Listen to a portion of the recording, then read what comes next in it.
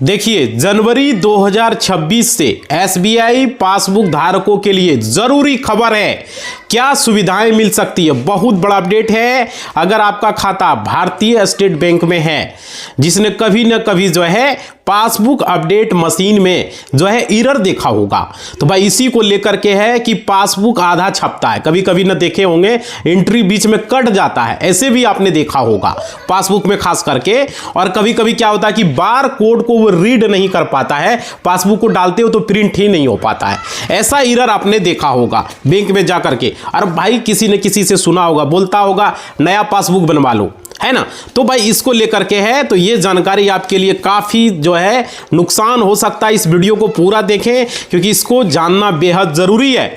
चाहे आप college student हो, चाहे आप महिला हो, चाहे आप पुरुष हो, ये जानकारी आपको जरूरी है नियम को जानना। देखिए, बहुत ही ध्यान से इस वीडियो को देखिएगा क्योंकि आज हम बात करेंगे यहाँ पर पासबुक जो है मशीन एरर की बात नहीं, बल्कि समझेंगे कि यहाँ पर 80% लोग वो गलती बार बार करते हैं। और क्यों वो गलती रिपीट करते हैं भाई, दोहरा के वो गलती होता है उनसे, समझ रहे हो। बैंक में कई बार जो है वो जिम्मेदारी नहीं लेता है बैंक में इस चीज को लेकर के, खास करके बहुत बार हमने सुना इसको लेकर के। और देखिए आप लोग कैसे घर बैठे इन समस्या से बच सकते हो, इसका भी समाधान बताएंगे। और देखिए आप लोग को बताएंगे हाल के वर्षों में बैंकिंग सिस्टम में जो है बहुत बड़ा चेंजेस आ गया है। और देखिए यहाँ पे आपको लेकर के जनवरी 2026 के बाद से अहम नियम लागू हो रहे हैं। 1 फरवरी को बजट पेश होगा, इसको लेकर के भी हम वीडियो आपको बनाएंगे। बहुत ही जरूरी जानकारी एसबीआई को लेकर के है। यहां पर देखिए सीधे सीधे आपके खाते पर भी असर पड़ सकता है, इसलिए मैं बता रहा हूं आप लोगों को। अगर आपका खाता सेविंग अकाउंट हो, करेंट अकाउंट हो, या सैलरी अकाउंट हो, या जनधन खाता हो, या जीरो बैलेंस अकाउंट हो, समझ रहे हो, आपके घर में किसी सदस्य का भी खाता भारतीय स्टेट बैंक में है, तो इस वीडियो को ध्यान से देखें। देखिए यहां पे ये आपको जानने वाले आप लोगों के लिए जरूरी है, पूरे परिवार के लिए जरूरी है। क्योंकि आने वाले समय में भाई देश में करोड़ों लोग बैंक को सिर्फ पैसा जमा करने और पैसा निकालने की ही जो है जगह समझते हैं, लेकिन बैंक में और भी सारे काम होते हैं जिसकी जानकारी आपको नहीं है। देखिए आपको बता दें, आप लोगों को बैंक अकाउंट से जुड़ी जो है छोटी सी जानकारी भी आपको भविष्य में जो है आपको हजारों लाखों करोड़ों रुपए के नुकसान से जो है आपको बचा सकता है भाई, समझ रहे हो। और देखिए यहां पे जब बात की जाए पासबुक मशीन में जो एरर आ रही है उसको लेकर के अगर बात की जाए, तो मान लीजिए पासबुक मशीन की गलती है, मान लीजिए, लेकिन ये ज़्यादातर लोगों की गलती होती है, हम लोगों की गलती होती है। अब बोलिएगा भाई हम लोगों की गलती कैसे होती है, तो इसका जो है एहसास आप लोगों को नहीं है, हम बताएंगे, बिल्कुल आपको समझेंगे कि पासबुक मशीन में जो है एरर क्यों आता है और बार कोड खराब क्यों हो जाता है, पासबुक मशीन में अधूरा क्यों छपता है, आखिर वजह क्या है, वो सारी चीज़ें। नए पासबुक पर क्यों कटता है भाई, नया पासबुक है फिर भी उसमें कट जाता है, समझ रहे हो। तो इसको पूरी तरीके से समझेंगे। देखिए डिजिटल पासबुक के जरिए इन सभी झंझटों से बचा जा सकता है। डिजिटल पासबुक देखिए, इसलिए बीच में आप वीडियो को छोड़ेंगे नहीं, पूरा वीडियो को देखेंगे, इसमें पूरी जानकारी देंगे। देखिए यहां पे सबसे पहले बात करते हैं जो समस्या लगभग हर अकाउंट होल्डर के साथ होता है, यहां पे कभी ना कभी परेशान होता है, पासबुक अपडेट मशीन एरर। जब पासबुक जो है मशीन के सामने खड़े होते तो आपको लगता है कि पासबुक जो है प्रिंट हो जाएगा, लेकिन होता नहीं है, कट जाता है, कभी बीच में एरर आ जाता है, कभी कहता है रीड ही नहीं कर पाता है, समझ रहे हो। मतलब कि यहाँ पे टेक्निकल इशू आ जाती है, प्रॉब्लम आ जाती है। तो पासबुक के पीछे जो है यहाँ पे बार कोड होता है, वो उसका सबसे मेन काम होता है। जो बार कोड होता है ना, वही सबसे मेन काम करता है। और देखिए यहाँ पे पासबुक मशीन में अगर डालते हो और बार कोड को स्कैन करती है, तो बार कोड सही तरीके से अगर स्कैन हो गया तो मशीन आपके खाते की जानकारी मांगती है, समझ रहे हो, और फिर प्रिंट वो शुरू कर देता है, प्रिंट होना, जितना भी आपका ट्रांजैक्शन किए हो, मिनी स्टेटमेंट जितना भी है सारा प्रिंट कर देता है वो, समझ रहे हो। अब देखिए यहाँ पे क्या है कि कभी कभी क्या होता है कि उसमें मुड़ जाता है, बारकोड थोड़ा सा भी मुड़ गया, तो वहाँ पे क्या होता है, एसबीआई फेल गया पासबुक में, तो हो सकता है कि वहाँ पे 80% लोग यही गलती करते हैं, पासबुक सही से रखते नहीं। पासबुक घर में रखो, सही तरीका से रखो, मोड़ो मत, समझ रहे हो, ये भी दिक्कतें होता है।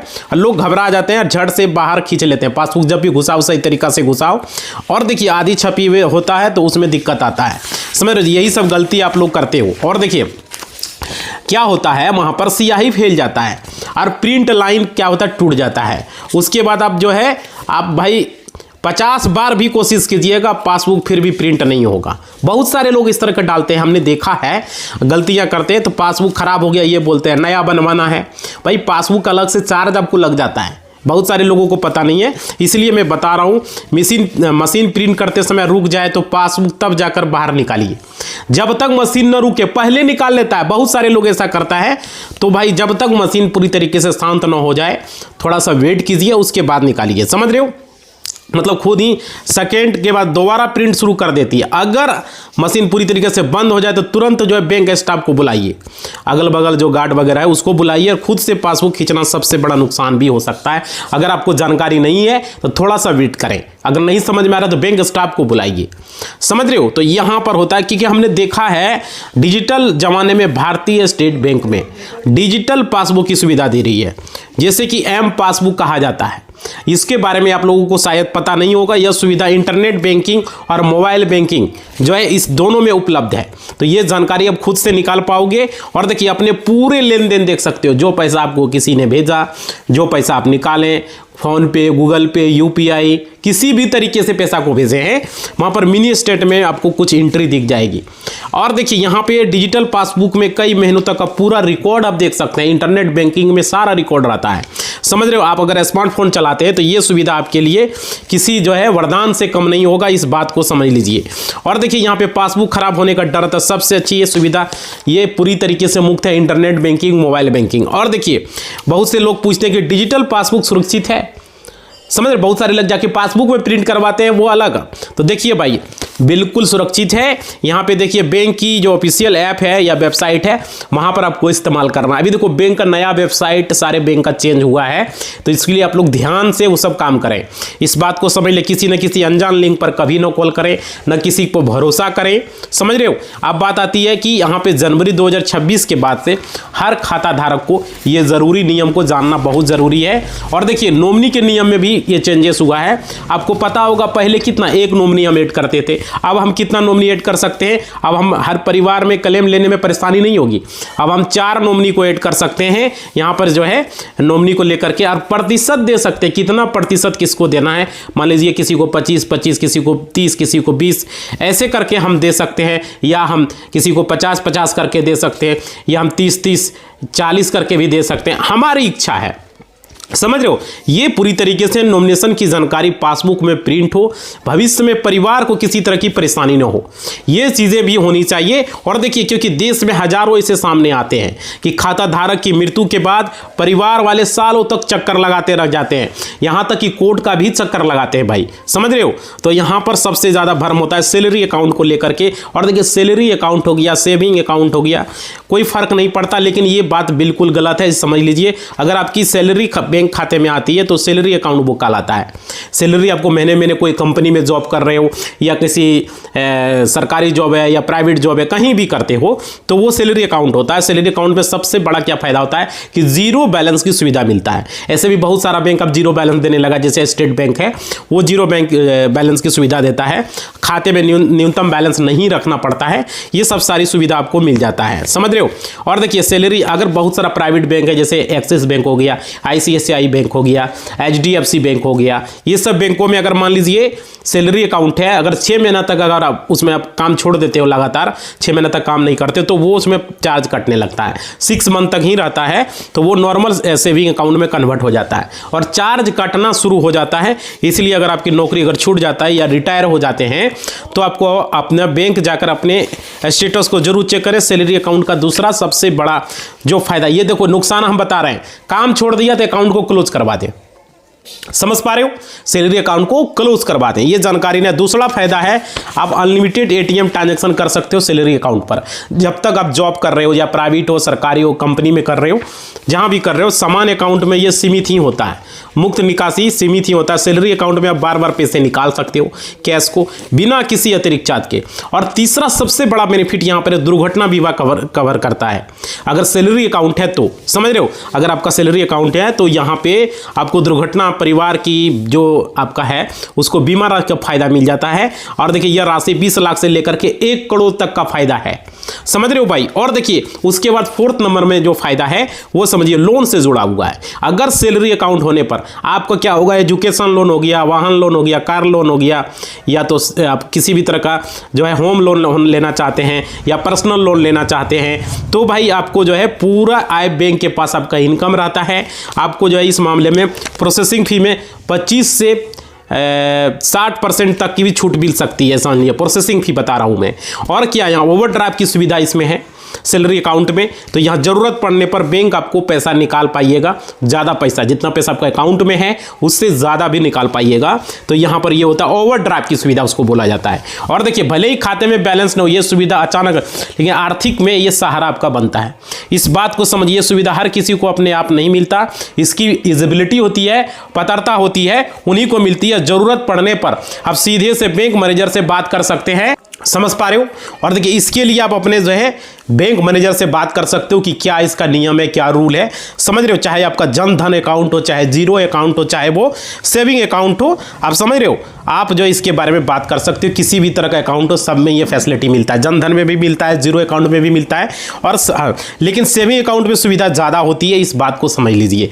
और देखिए, यहाँ पे जन धन अकाउंट पूरी तरीके से वो जीरो अकाउंट बैलेंस होता है, वो कभी चेंज नहीं होता। अगर जन धन अकाउंट है तो वो जीरो होता है। किसी भी बैंक में अगर जन धन अकाउंट है तो उसमें सुविधाएं भी लिमिटेड होती है, उसमें ज़्यादा सुविधा आपको नहीं मिलता, जो थोड़ा बड़ा सुविधा है उसमें मिलता है। और देखिए, वो स्मॉल अकाउंट एक तरीके से होता है भाई, समझ रहे हो? और उसमें आप लंबा ट्रांजेक्शन नहीं कर सकते, ज़्यादा पैसा ले नहीं सकते, ज़्यादा पैसा किसी को भेज नहीं सकते, उसमें लिमिटेड सुविधा मिलता है। एटीएम ट्रांजेक्शन भी ज़्यादा से निकाल नहीं सकते, आधार कार्ड से पैसा जितना निकालेंगे उतना ही, ब्रांच भी से ज़्यादा नहीं निकाल सकते, उसकी लिमिटेड होती है। समझ रहे हो? तो यहाँ पर है। और देखिए, वह डोरमेट भी हो सकता है। डोरमेट अकाउंट का मतलब क्या होता है? देखिए, डोरमेट एक होता है पैसा अगर आप नहीं निकाल रहे हैं, नहीं ट्रांसफर कर रहे हैं साल 2 साल लगातार, तो वो कोई भी अकाउंट हो, समय पर क्या होगा, लेन देन अगर नहीं करेंगे तो वो भाई क्या होगा, वहाँ पे आपका वो अकाउंट डोरमेट भी हो जाता है। समझ रहे हो? और देखिए, डेबिट कार्ड और एटीएम कार्ड की आजकल ज़्यादातर लोगों के पास डेबिट कार्ड भी होता है, जिससे क्या होता है कि अब उससे आप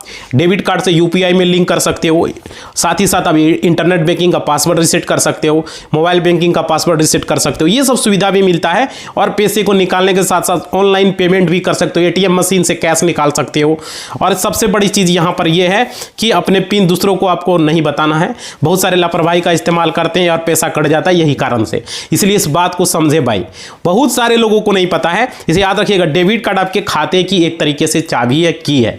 समझ रहे हो? तो किसी को आप अपना पिन कभी नहीं बताएं, किसी को अपना डेबिट कार्ड नंबर ना बताएं, एक्सपायरी डेट ना बताएं, सीओवी नंबर ना बताएं, किसी को कभी भी ना बताएं। अनजान कॉल मैसेज पर भरोसा कभी ना करें, इस बात को समझ लें। अगर कार्ड खो जाए तुरंत बैंक को सूचना दीजिए। समझ पा रहे हो? और देखिए, आपको कहना चाहूँगा, लेकिन आप यहाँ पे आपको समझना होगा, अपने अधिकारों को समझिए, जानकारी रखना बहुत ज़रूरी है। और देखिए, यही है आपका ज़्यादातर नुकसान आपको नहीं होगा अगर जानकारी रहेगा, इसलिए हम लोग वीडियो बनाते हैं ना। और देखिए, यहाँ पे आदमी सोचता है कि उसके साथ धोखा हुआ, भाई धोखा कैसे हुआ, इस बात को समझिए। आप अनजाने में कि नुकसान की वजह आप खुद बन जाते हो, खुद गलती करते हो, समझ रहे हो? तो यहाँ पर उस कार्ड को लगभग हर आदमी के जेब में जो है आपको ध्यान रखना है। कार्ड कभी भी जो है किसी को नहीं देना है, न किसी को बताना है कभी की, इस बात को ध्यान रखें। समझ रहे? क्योंकि भाई हल्के में न लें। ये डेबिट कार्ड आपका जो है ना, एक तरीके से समझ लीजिए, इससे पैसा अगर किसी को पता चल गया, debit card number, pin number, तो पैसा आपका काट दिया जाएगा। ये ध्यान रखिएगा। और भाई यहाँ पे ये ध्यान रखिएगा आप लोग। और देखिए, आज के समय में कार्ड आपके हाथ में है तो सिर्फ एटीएम से पैसा निकालने का साधन नहीं, बल्कि आप वो सीधे तौर पर पूरे बैंक के खाते से जुड़ा होता है। इस बात को समझ लीजिए आप लोग। लोगों को पता नहीं रहता है, इसलिए कार्ड का इस्तेमाल करें तो भाई सही से करें। और देखिए, डेबिट कार्ड में कोई खतरा नहीं होता, क्योंकि वो अपने ही पैसे का कार्ड होता है। समझ रहे हो? उसमें किसी तरह का कोई दिक्कत नहीं है। लेकिन अपने पैसे किसी को कार्ड दे दिया भाई, पिन बता दिया, तो वहाँ फर्क पड़ जाएगा।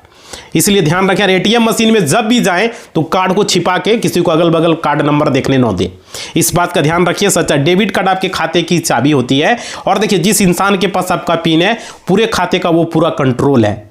समझ रहे हो? इस बात को समझ लीजिए। और यहाँ पे देखिए, आपने अनजान में एटीएम से पैसा निकलवा लेते हैं, कभी लाइन में होता है, जल्दी जल्दी करने के चक्कर में खुद मशीन चलानी नहीं आते, तो लोग क्या करते हैं, किसी और को कहते हैं हमारा निकाल दीजिए। समझ रहे हो? पकड़ा देते हैं भाई, ये खतरा है, इस बात को समझ लिए। क्योंकि सामने वाला आदमी बाद में खाते से पैसा गायब कर सकता है भाई। 2 पिन नंबर उसको नहीं बताओ, वो सब कुछ करेगा, पिन के लिए झांप के पिन दाबो, ऐसे करके पिन को वहाँ पे झाँप दो और अपना से दाब दो। पिन नंबर उसको पता नहीं चलना चाहिए, इस बात का खास ख्याल रखें। बाकी चीज़ें पिन नंबर अगर नहीं जानेगा तो बहुत कुछ वो नहीं कर पाएगा। और कार्ड को झाँप के घुसावे ऐसे करके, समझ रहे हो। और फिर निकालते समय भी झांप दें, कार्ड देखने न दे, कार्ड का नंबर, एक्सपायरी डेट, ये ध्यान आपको रखना है। बहुत सारे लोग कहता है कि मेरा पैसा खाते से कट गया, यही सब वजह है भाई। ओटीपी वगैरह किसी को नहीं बताना है। ऐसे मामलों में बैंक पैसा वापस नहीं करेगा, वो आपकी गलती होगी, आपकी गलती मानी जाएगी, समझ रहे हो। इसलिए शिकायत करेंगे तो आपको जो है थाने के चक्कर लगाने पड़ सकते हैं, पैसे भी नहीं मिलता बिना मतलब का, साइबर क्राइम वगैरह। आज तक कितने लोगों का पैसा मिला बताइए, बहुत सारे लोगों का पैसा कटा है। इसलिए हम बता रहे हैं फोन और मैसेज के जरिए होने वाली ठगी, आजकल लोग कॉल करके आपको ठगते हैं। हमको भी कितना कॉल आता है भाई, समझ रहे हो। इसलिए खुद बैंक से जुड़ा हुआ वो बताता है, कहता है आपका अकाउंट बंद हो जाएगा, कहता है आपका डेबिट कार्ड बंद हो जाएगा, समझा, केवाईसी अपडेट नहीं है, ये कर देंगे, पीएम किसान है तो ये फायदा मिलेगा, वो कुछ भी तरह का रिवार्ड पॉइंट कैंसिल हो जाएगा, कुछ भी बोल देगा, एटीएम कार्ड बंद हो जाएगा, खाता बंद हो जाएगा, ओटीपी नहीं बताइएगा तो, समझ रहे हो। तो हर आदमी लालच के चक्कर में ओटीपी बता देता है, फायदा के चक्कर में बता देता है, तो पूरा अकाउंट उसका मिनटों में खाली हो जाता है। और ऐसे पैसे खाते में वापस नहीं होता है, इस बात को समझ लीजिए। फोन पर ओटीपी कभी भी बैंक नहीं मांगता है।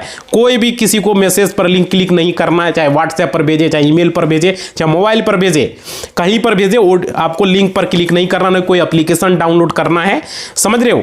अब वो ठग होता है, लेकिन ये समझ लीजिए जल्दीबाजी में कभी गलती न करें। अगर आपको ऐसा कभी लगे कि ये ठग है, कॉल कर दिया है, तुरंत बैंक को संपर्क करें। आप बोले हम ब्रांच में आ रहे हैं, चलिए ब्रांच में मिलते हैं, ठीक है, क्रेडिट कार्ड की तरफ से। क्योंकि बहुत सारे लोगों का गलती होता है, क्रेडिट कार्ड को लोग सोच लेते हैं क्रेडिट कार्ड दे रहे हैं हमें, वो भी बता देते हैं। इसलिए ये चीज़ों को आप लोग ध्यान रखें, समझ रहे हो। बहुत सारा ऐसे लोग हैं भाई, हमारे साथ खुद कॉल आता है, बता रहे हैं ना। और देखिए लोग अक्सर न्यूनतम राशि लेकर के जो है सोचते हैं कि चलो भाई हम बता देते हैं, और खतरनाक जाल में फंस जाता है। ऐसे ऐसे लोगों को हमने देखा है। और देखिए कुछ ही महीनों में छोटा बड़ा खर्च जो है आपको कर्ज भी बन जाता है, इसलिए ध्यान रखिएगा। इसलिए अगर कोई क्रेडिट कार्ड इस्तेमाल करता है तो उसे समझना चाहिए कि पूरा भुगतान समय पर करना सुरक्षित होता है। क्रेडिट कार्ड सब लोगों के लिए नहीं है भाई, वो कर्जा है एक तरीके से, समझ रहे हो। इसलिए एक बात याद रखिए, जिस पर ज़्यादा शिकायत आता है वो बिना बताए पैसा कटना, और देखिए बैंक अचानक से पैसा काट लेता है, ये जान लीजिए। क्रेडिट कार्ड में भी लेट फी लगता है। और देखिए बैंक हर कटौती की जानकारी मैसेज के जरिए देता है, और लोग पढ़ते नहीं है भाई, उसको जो है ना नज़रअंदाज कर देता है। इसलिए भाई याद रखिएगा, मिनिमम जो है आपको लोगों को ये जानकारी होनी चाहिए। और देखिए मैसेज आता है एटीएम से तय सीमा से ज़्यादा पैसे निकाल लिए, उसकी भी एक लिमिट होती है, समझ रहे हो। मैसेज आया, अलर्ट आया, एसएमएस आया, उसका चार्ज कटा, ठीक है। तो ये आदमी सोचता है बैंक ने धोखा किया, असल में आपको जानकारी नहीं है। अब एसएमएस अलर्ट बंद कर देना कोई समाधान नहीं है। बहुत सारे लोग ऐसे हैं जो बंद कर देते हैं। अगर कोई गलत ट्रांजैक्शन हो जाता है किसी भी तरह का, तो पहले उससे मैसेज से पता करें कि ये पढ़ना जरूरी है कि क्या मैसेज आया है, नहीं आया है, समझ रहे हो। तुरंत बैंक को मत दोषी ठहराएं। पासबुक और डिजिटल रिकॉर्ड सही तरीके से लोग भ्रम में रहते हैं। बहुत सारे लोगों को पासबुक में छपा है वही असली सबूत है, इस बात को समझ लीजिए। और डिजिटल स्टेटमेंट सिर्फ देखने के लिए होता है, लेकिन आज के दौर में बैंक जो है डिजिटल रिकॉर्ड पूरी तरीके से वैध होता है, याद रखिएगा। और देखिए बैंक के सिस्टम में दर्ज जानकारी अंतिम प्रमाण माना जाता है, समझ रहे हो ना। तो ये ज़रूरी है। और देखिए आपकी मशीन में अपडेट नहीं हो पाता, यही सोचकर लोग घबराने लगते हैं, इसलिए ध्यान रखना है, घबराना नहीं है। इंटरनेट बैंकिंग याद रखिए, इंटरनेट बैंकिंग और मोबाइल बैंकिंग से पूरा स्टेटमेंट को आप डाउनलोड कर सकते हो, देख सकते हो पासबुक की तरह, पूरा साल भर का देख सकते हो भाई, प्रिंट करके। उसमें ज़रूरत पड़ने पर उसमें आप सारी जानकारी देख सकते हो, जितनी भी जानकारी है। SBI यूनो ऐप में आप मोबाइल बैंकिंग से देखना चाहते हो तो देख सकते हो, इंटरनेट बैंकिंग से देखना चाहते हो, जितना पासबुक है पूरी गलती जो लोग करते हैं अकाउंट, उसमें आप सब कुछ देख सकते हो। और देखिए समय समय पर KYC अपडेट भी करवाना है, समझ रहे। मोबाइल नंबर चालू रखना है, नॉमिनी को उसमें ऐड रखना है, 4-4 नॉमिनी ऐड कर सकते हो। घर में 4-4 नॉमिनी को जरूर ऐड करें, जितना भी अकाउंट है खुलवाएं। शाम में जो है KYC अपडेट अगर आप लोग नहीं करवाते हैं, इस बात को समझ लीजिए, अचानक आपका अकाउंट फ्रीज भी हो सकता है। तो इस बात को ध्यान रखें, नहीं तो आपको बैंक चक्कर शुरू करना चाहिए। जबकि हर समय रहते KYC अपडेट करा लीजिए, परेशानी हो सकती है। और देखिए उसके बाद यहाँ पे तभी बैंक आपकी सुविधा जो है आपको देगा। KYC नहीं रहेगा तो हम नहीं बेनिफिट उठा पाएंगे। और देखिए आपके बैंक आपके साथ जो है खड़ा रहेगा। और बैंक चार्ज भी करता है, फीस भी लेता है, याद रखिएगा। क्योंकि गलती बैंक की थी, इसलिए पासबुक या डिजिटल रिकॉर्ड या डेबिट कार्ड या क्रेडिट कार्ड, सेविंग अकाउंट जो भी है, उसका एक नियम होता है जो आप लोग फॉलो नहीं करते हैं, इसलिए आपको नुकसान होता है। और कहते हो बैंक को दोष देते हो, बैंक ने ये चार्ज काट लिया, वो काट लिया। भाई टाइम पर क्रेडिट कार्ड लिए और टाइम पर पैसा पेमेंट करो।